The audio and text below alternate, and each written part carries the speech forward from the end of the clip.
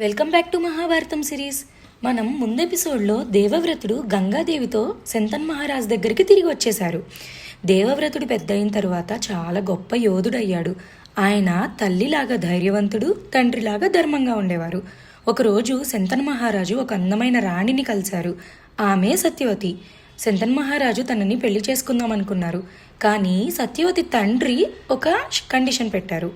నా కూతురు పిల్లలు మాత్రమే హస్తినాపురంకి రాజులు అవ్వాలి అని. ఇది దేవవ్రతుడికి తెలిసి తన తండ్రి సంతోషం కోసం పెద్ద త్యాగం చేశారు.